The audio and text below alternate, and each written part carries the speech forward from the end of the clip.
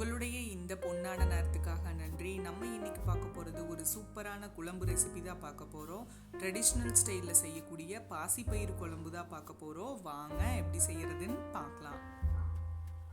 First ஒரு பாத்திரத்தில் மண்பானையாக இருந்தால் பெஸ்ட்டு, இல்லைனா ஏதாவது ஒரு பாத்திரம் எடுத்துக்கோங்க. 100 கிராம் பாசிப்பயிறு நல்லா அலசி எடுத்துட்டு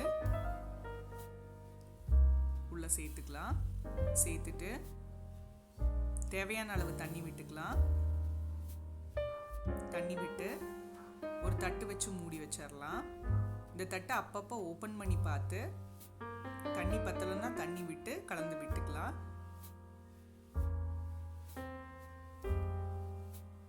எகைன் திருப்பியும் மூடி வச்சிடலாம். நம்ம குக்கரில் செய்யறத விட இந்த மாதிரி மண்பானையில் செய்யும்போது அதனோட டேஸ்ட் சூப்பராக இருக்கும். இங்கே பாருங்க, பாசிப்பயிறு ரொம்ப வெந்துடக்கூடாது. ஒரு அளவுக்கு வெந்ததும் நம்ம தண்ணி வேணும்னா கொஞ்சம் ஆட் பண்ணிட்டு தேவையான அளவு உப்பு சேர்த்துடலாம்.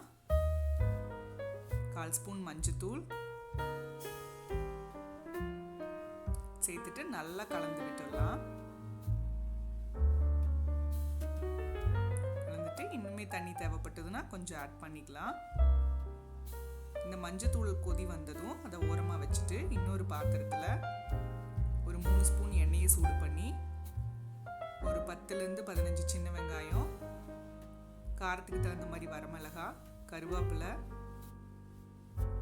சேர்த்து நல்லா வதக்கிக்கலாம்.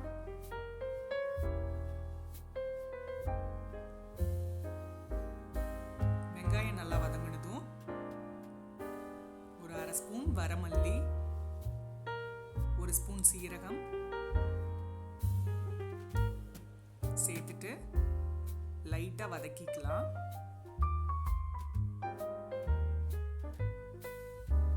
வதங்கினதும் அடுத்து நம்ம வேக வச்சு வச்சிருக்கிற அந்த பாசி பருப்புல நம்ம வதக்கின வெங்காயத்தை உள்ள சேர்த்துடலாம்.